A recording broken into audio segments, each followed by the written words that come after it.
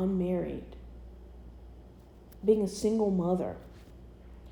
If we respected, praised, and supported single mothers as much as we do married mothers, we would live in a great society.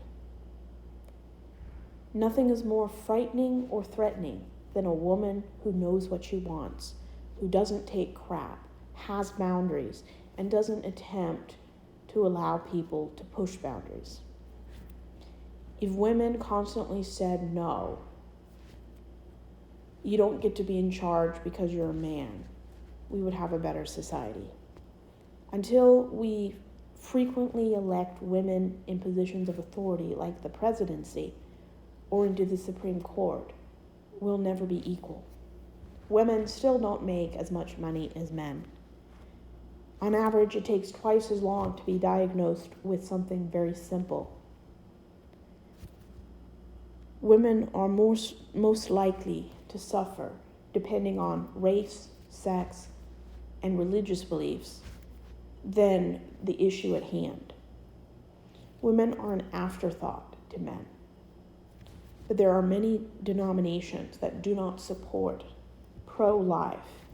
They don't support discrimination against the LGBTQ plus population. They try to allow women to have rights, privileges, and autonomy. And pro-life, anti-abortion, it's all about racism. Because the people who really suffer from abortion bans are women of color. They're most likely to die, to live in poverty, to be impoverished, to have a life that isn't worth living in some people's opinions. Every woman has a right to decide who touches her body, how they touch her body, and when. She has a right to decide if she wants to remove a mole, a fetus, a kidney stone. Nobody has the right to use a woman's body as an incubator without a signature from the person. No one has a right to decide what happens to a woman's body unless it's you. If you don't want to, just because you consent to having sex does not mean you consent to being a mother for 18 years. Women have rights. Whether or not the state or the country recognizes those rights is the difference between being a moral society and being an immoral society. And when you elect a president like Donald Trump, who treats women like a living wastebasket, you're not going to get the leadership you deserve. Because if the president doesn't care about women, how is he going to protect women? Well, Trump actually told us how he would protect women without their consent. That's the answer. He would protect women without their consent. If the president doesn't understand or care about consent, why would anyone else care? And as long as we let white cis heterosexual men make decisions for women they've never had to make for themselves, we won't live in an equal, just society. If you don't want to have an abortion, that is a valid choice. If you do want to have an abortion, that's a valid choice. What's not a valid choice is when someone takes away your choices. You shouldn't have to fly 1,000 miles to the other side of the U.S.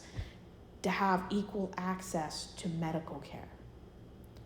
If we live in a society where doctors are afraid to save females' lives because they're at risk of being sued, our healthcare system is a joke.